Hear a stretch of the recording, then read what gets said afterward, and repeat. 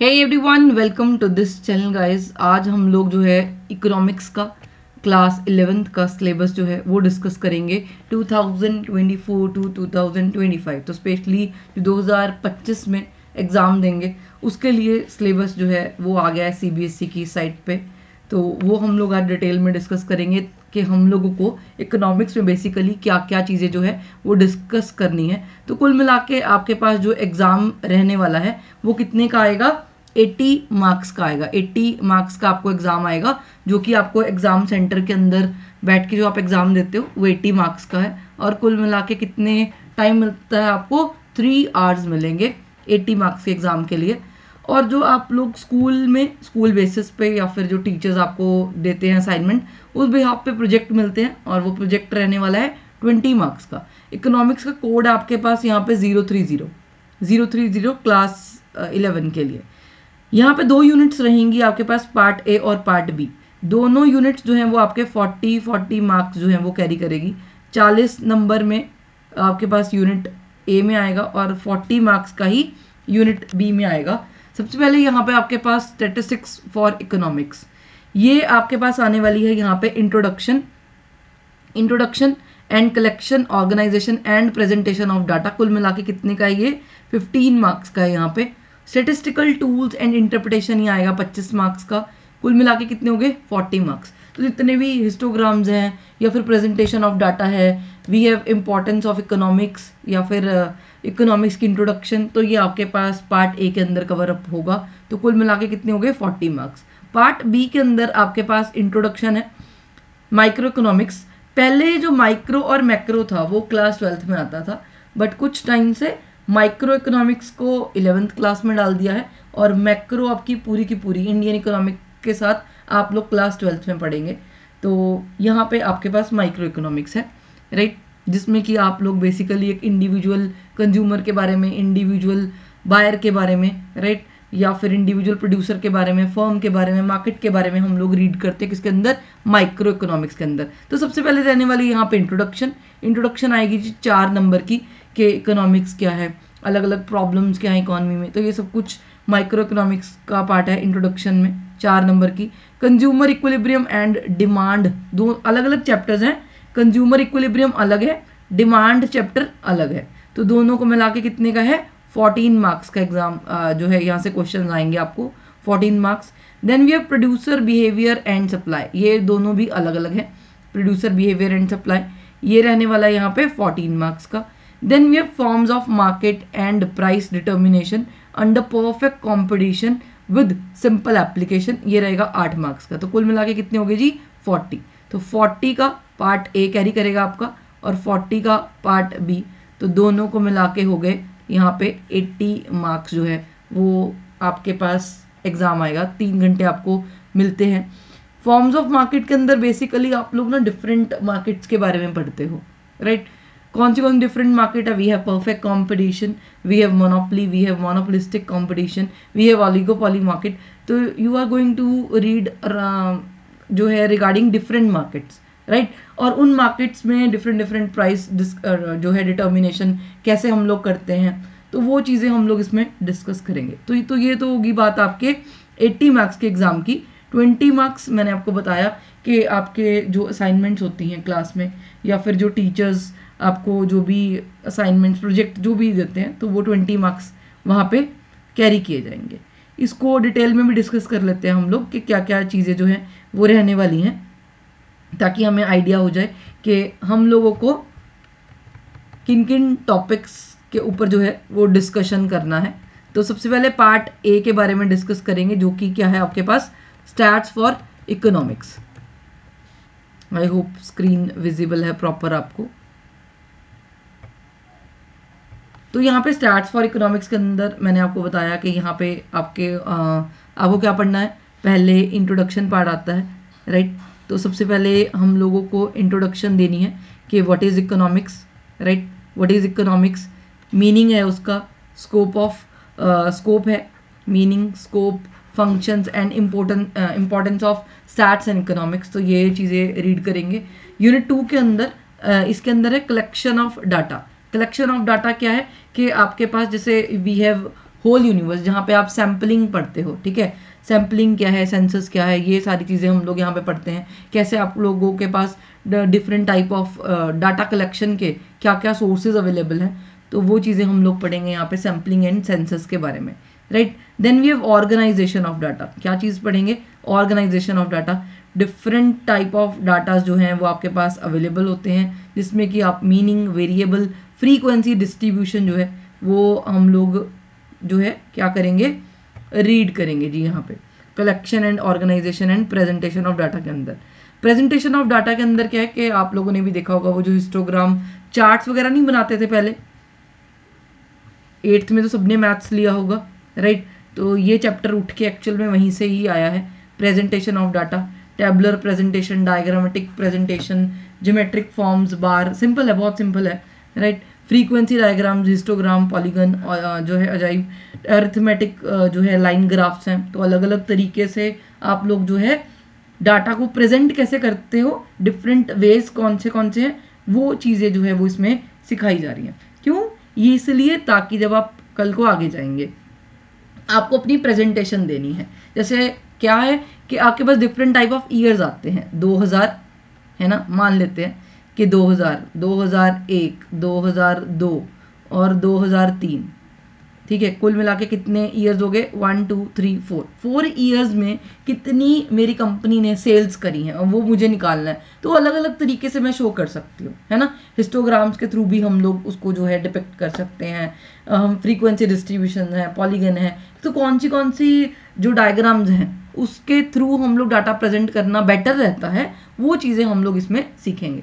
तो आप ये मत सोचिएगा कि कोई भी चीज़ आपको ऐसे ही पढ़ाई जा रही है, ऐसे नहीं पढ़ाई जा रही। हर एक चैप्टर का अपना एक अलग जो है इम्पोर्टेंस है आपके फ्यूचर में भी, और आपके आने वाले जो भी क्लासेस हैं या जो भी आप लोग रीड करेंगे उसके अंदर, ठीक है। तो प्रैक्टिकल लाइफ में भी काम देगा आपको, ठीक है। जब कल को ऑफिस में जाएंगे, कुछ भी कहीं पे भी जॉब करते हैं, नहीं भी करते, अपना भी कुछ करते हो, तब भी ये चीज़ें काम देती हैं, राइट। यूनिट 3 के अंदर आता है जी आपके पास स्टैटिस्टिकल टूल्स एंड इंटरप्रिटेशन। अब इसके अंदर क्या है हमारे पास, ये बेसिकली स्टैट्स है, राइट। ये भी आपने 8th क्लास में पढ़ी होगी जी। कब पढ़ी होगी, 8th क्लास में, अगर आप लोगों ने मेजर ऑफ स्टैंडर्ड डेंसिटी वगैरह पढ़ा है, राइट। इसमें मीन, मीडियन और मोड जो है वो हम लोग निकालना सीखते हैं, अरिथमेटिक मीन, ठीक है, मीडियन और क्या, मोड, एक्स बार और कैपिटल M मीडियन को डिनोट करते हैं और मोड को डिनोट करते हैं हम लोग कैपिटल Z के साथ। तो ये चीज़ें सीखेंगे। Then we have correlation, correlation को डिनोट करते हैं स्मॉल r के साथ, और इसी के अंदर ही आ जाता है आपके पास, मतलब डिफरेंट मेथड्स है कि दो वेरिएबल्स के बीच का क्या रिलेशन है, वो हम लोग किससे निकालते हैं, कोरिलेशन से। तो जो अभी तक हम लोगों ने डिस्कस किया वो सारा थ्योरी पार्ट था, बट ये measure of central tendency, correlation, ये जो अभी मैं बात कर रही हूँ, ये सारा प्रैक्टिकल है, ऑलमोस्ट प्रैक्टिकल है, ठीक है। थ्योरेटिकल तो ऑब्वियस सी बात है, थ्योरेटिकल तो होगा ही, बट साथ में क्या है, ये प्रैक्टिकल है, ठीक है ना।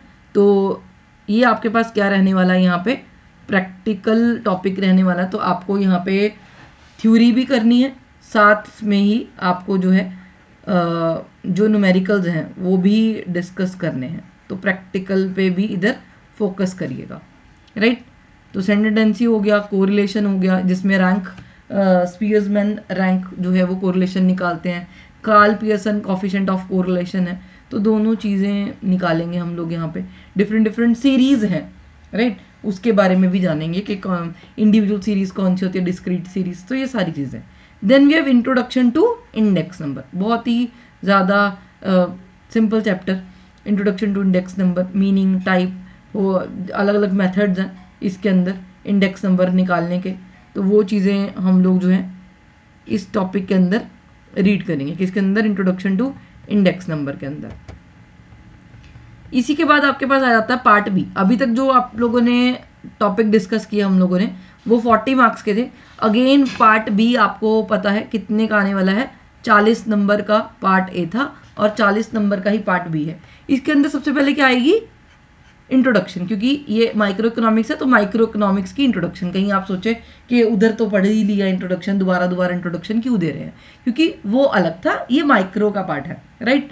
तो इकोनॉमिक्स अपने आप में बहुत वाइड है और उसी के अंदर एक सब पार्ट है हमारे पास माइक्रो इकोनॉमिक्स, क्योंकि इकोनॉमिक्स को दो पोर्शन में डिवाइड किया जाता है, एक one we have micro economics and another one we have macro economics. तो उसी के ही पॉजिटिव और नॉर्मेटिव ये टाइप्स हैं बेसिकली, ठीक है।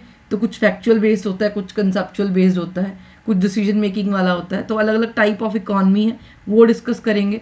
और इसके अंदर क्या डिस्कस करने वाले हैं इकोनॉमी के बारे में, 3 central problems of our economy, what to produce, how to produce, for whom to produce. देखो एक मैन्युफैक्चरर है, ठीक है, अब अगर मान लो मुझे कोई शॉप ओपन करनी है, ठीक है, या कुछ भी ओपन करना है किसी भी एरिया के अंदर, तो एज अ प्रोड्यूसर या एज अ मैन्युफैक्चरर या फिर एज अ सेलर मेरे दिमाग में 3 क्वेश्चन अराइज होते हैं।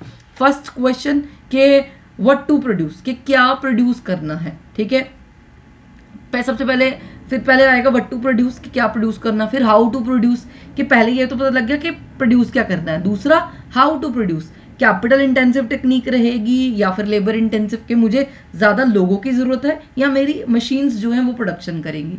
तीसरा आ जाता है फॉर whom टू प्रोड्यूस, अब आपके पास जेंडर है और जेंडर इक्वालिटी तो नहीं है, ठीक है, किसी भी कहीं पे भी नहीं है, मेंस कहीं पे ज़्यादा है, कहीं पे वुमेन है, और वो उसमें भी क्या आ जाता है, डिवाइड हो जाता है सब पार्ट, लेडीज़ आ जाएंगी, फिर गर्ल्स आ जाती हैं, ठीक है, और उसमें भी फिर एडोलेसेंट्स अलग आ जाते हैं। ऐसे मेल में भी है, मैन है, then we have boys also, adolescent also. तो किसके लिए प्रोडक्शन करना है, तो ये सेंटर प्रॉब्लम्स हैं, इसके बारे में डिस्कस करेंगे, what, how and for whom to produce. फिर आता आपके पास concept of production possibility frontier. ये देखिए यहाँ से बड़ा क्वेश्चन आता है पीपीपी कर्व के ऊपर, अगेन वेरी इंपॉर्टेंट टॉपिक है ये। अपॉर्चुनिटी कॉस्ट के बारे में भी डिस्कस करेंगे, बहुत इंपॉर्टेंट है यार ये वाला जो टॉपिक है, बहुत इंपॉर्टेंट है, तो अच्छे से पढ़िएगा। आप सोच रहे हैं कि पहले ही मैं इतना डिटेल में क्यों बता रही हूँ आपको।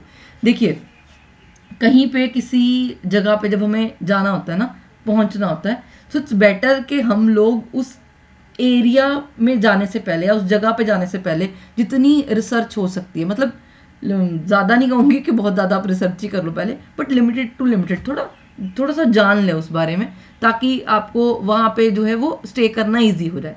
सो दैट्स वाई कि जब आप लोग सब्जेक्ट पढ़ें तो उस सब्जेक्ट के बारे में थोड़ा मोटा मोटा पता होना चाहिए कि कहाँ से थ्योरी आएगा, कहाँ से आपके पास प्रैक्टिकल आने वाला है, ताकि आप लोग जब एग्ज़ाम की तैयारी करें तो उसको और अच्छे से करी जा सके। बस इतना सही एम है मेरा ये सिलेबस को डिटेल में समझाने का। अदरवाइज़ मैं भी आपको ऊपर ऊपर से बता सकती हूँ राइट, क्योंकि अभी आपको भी उतना समझ में नहीं आएगा क्योंकि अभी आपने पढ़ा नहीं है, बट मैं चाहती हूँ कि आप लोग उस चीज़ों को समझें जितना समझ में आ रहा है, ताकि जब हम डिटेल में सिलेबस डिस्कस करें तो आप लोगों को आइडिया हो कि थ्रू आउट द सिलेबस हम क्या करने वाले हैं। चलिए उसके बाद आता है आपके पास, ये देखिए जो माइक्रो इकोनॉमिक्स है ये पूरा थ्योरेटिकल रहने वाला है, ठीक है।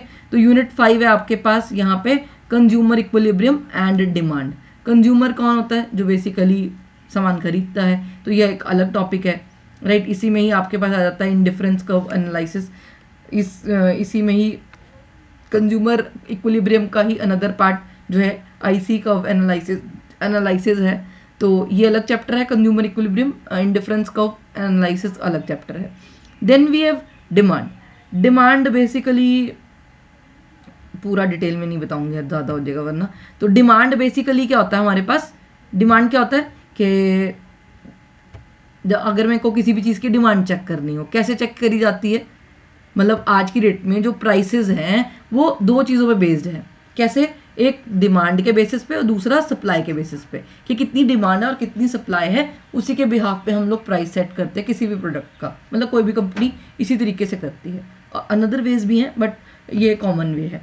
उसके बाद अगर नॉर्मल सी बात करें कि डिमांड क्या होती है, डिमांड में भी इंडिविजुअल डिमांड भी है और मार्केट डिमांड भी आती है। तो डिमांड क्या है, कोई भी कंज्यूमर लाइक जैसे मान लो कोई भी एक इंसान है, मेरे को जो है वो डायमंड की रिंग खरीदनी है। अब डायमंड की रिंग आ रही है यहाँ पे कितने की, 5 लाख रुपए की। कितने की है, 5 लाख रुपीज़ की। तो 5 लाख रुपए, पहली बात कि मेरे को मेरी वांट होनी चाहिए, सबसे पहले क्या होनी चाहिए, वांट होनी चाहिए। किस चीज़ की, उस स्पेसिफिक गुड की, जो कि क्या है, डायमंड की रिंग। एक एग्जांपल ले लिया, आप गाड़ी, स्कूटर, जो भी आपको सही लगे वो ले लेना, ठीक है, मेरे को डायमंड की रिंग लेनी है तो मैं डायमंड की रिंग के अकॉर्डिंग बता देती हूँ आपको, ठीक है। तो डायमंड की रिंग कितने की आ रही है, 5 लाख की। अब आप कहेंगे 5 लाख में कौन सी आती है, बट कोई बात नहीं, इतना ही बजट अभी उतना ही मान के चलेंगे, ठीक है।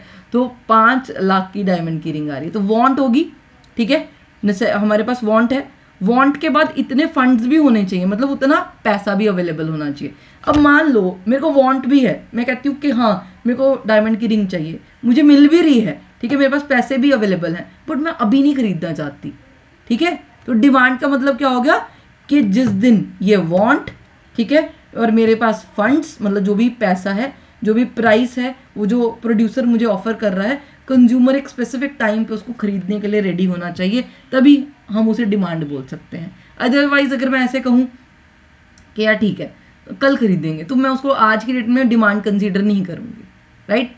तो कोई भी इंसान अगर आज उसकी वांट है, नीड है, या फिर उसकी क्या है, उसके पास फंड अवेलेबल है और उसी प्राइस पे वो खरीदने के लिए तैयार है स्पेसिफिक टाइम के ऊपर, तब हम उसे डिमांड बोल देते हैं। और इसी में ही आपके पास आता है मार्केट डिमांड आता है, ठीक है। इंडिविजुअल डिमांड के बारे में पढ़ेंगे, डिटर्मिनेंट्स ऑफ डिमांड है, we have law of demand also, ठीक है। और इलास्टिसिटी ऑफ डिमांड कि कितनी इलास्टिक हो सकती है, कितना स्ट्रेच किया जा सकता है, ठीक है, डिमांड को। तो वो डिस्कस करेंगे किसके अंदर, डिमांड के अंदर।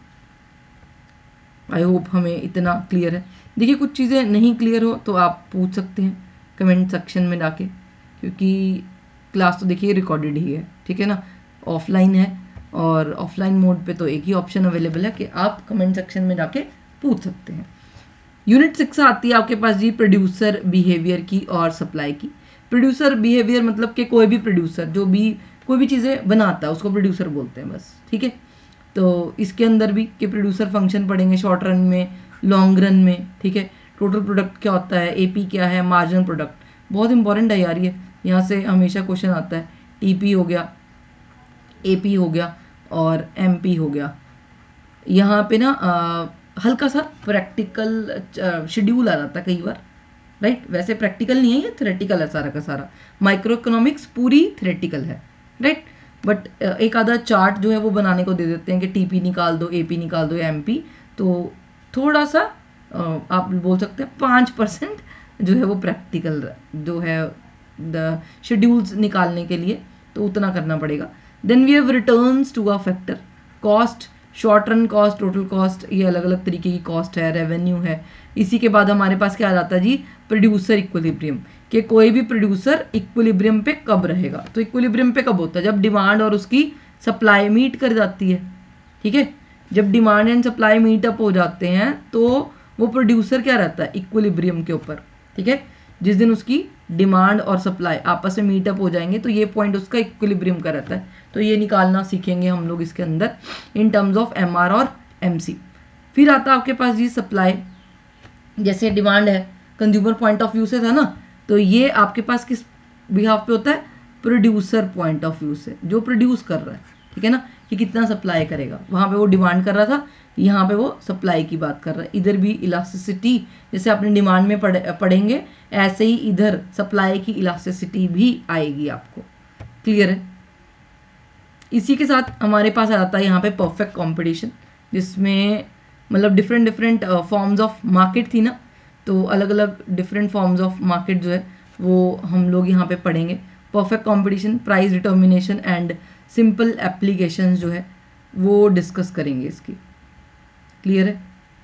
परफेक्ट कंपटीशन के अंदर price determination and simple applications. Perfect competition feature क्या है, determinants of market equilibrium, effects of shifts in demand and supply, short run में क्या रहने वाला है, simple applications of demand and supply, price ceiling, price floor. तो सिर्फ एक ही मार्केट के बारे में डिस्कस किया है यहाँ पे, राइट। तो पूरी की पूरी जो मार्केट्स हैं हमारे पास वो नहीं कर रहे हैं, सिर्फ परफेक्ट कंपटीशन के बारे में रीड किया जा रहा है। किसके बारे में, सिर्फ परफेक्ट के बारे में, क्योंकि फॉर्म्स ऑफ मार्केट तो अलग अलग है, ओलिगोपॉली भी है, ठीक है, और अलग अलग है। तो आपके ये डिटेल में यही चीज़ें मेंशन है। तो ये कुल मिला के आएगा आपके पास कितने का, 40 नंबर का पेपर पार्ट बी में से। और पार्ट सी में तो कोई पार्ट सी होता नहीं, मतलब अलग से क्या हो गया, ये पार्ट सी कितने का आएगा आपके पास, 20 मार्क्स का, तो 20 नंबर का लगा लीजिए, यहाँ से आपको आएगा, क्लियर है। तो अच्छे से तैयारी करेंगे इकोनॉमिक्स की, जैसे जैसे चैप्टर्स होते जाएंगे। नाउ इट्स योर ड्यूटी कि आप लोगों को वो टाइमली चीज़ें जो है वो क्या करनी है, प्रिपेयर करनी है। वो इसलिए कि अगर आप टाइमली प्रिपेयर नहीं करेंगे और सिलेबस को एक ही रन में करने की कोशिश करेंगे तो वो बड़ा हौच पौच हो जाता है, और फिर वो क्रक्स की तरफ जो भागते हैं ना, मैं ये नहीं कह रही कि आप एक्सीलेंस ले आए, बट मैं चाहती यही हूँ कि आप अपने चैप्टर के अंदर, सब्जेक्ट के अंदर एक्सीलेंस अचीव, तो देखो बहुत डिफरेंट है, बट मैं चाहती हूँ कि आपको वो चीज़ें रट्टा नहीं मारे, उसको समझ के कंसेप्चुअल क्लैरिटी के साथ जो है वो चीज़ों को करें, क्योंकि at the end of the period marks उतने मैटर नहीं करते जितना आपकी अंडरस्टैंडिंग बहुत मैटर करती है। देखिए, मार्क्स लेना बहुत ज़्यादा ज़रूरी है, मैं ये चीज़ मानती हूँ, क्योंकि आपको उसी बिहाफ पे आगे एडमिशन्स मिलेंगी, क्योंकि आप चीज़ें अच्छे से पढ़ेंगे तो ऑफ कोर्स आपके मार्क्स आएंगे। But second thing, as a teacher, right, मैं ये भी मानती हूँ और एज अ मेंटर ये भी चीज़ मानती हूँ कि मार्क्स उतने इंपॉर्टेंट नहीं है जितनी अंडरस्टैंडिंग, टॉपिक की क्लैरिटी बहुत इंपॉर्टेंट है, क्योंकि कईयों के मार्क्स तो आ जाते हैं, टॉपिक की क्लैरिटी नहीं होती। क्योंकि अगर प्रैक्टिकल लाइफ में काम करना है, कुछ भी करना है, तो आपको कंसेप्चुअल क्लैरिटी होनी ज़रूरी है। तो आई होप आपको क्लियर हो गया होगा। नेक्स्ट हम लोग जो है वो डिस्कस जो है वो करना स्टार्ट करेंगे। आई होप नेक्स्ट वीक से मैं जो है वो क्लासेस जो है वो स्टार्ट करूँगी। अभी आज जो है वो 12 अप्रैल हो गया है, तो आई थिंक 20 अप्रैल के बाद हम लोग जो है वो क्लासेस स्टार्ट करेंगे अपनी। चलिए, thank you so much for watching guys.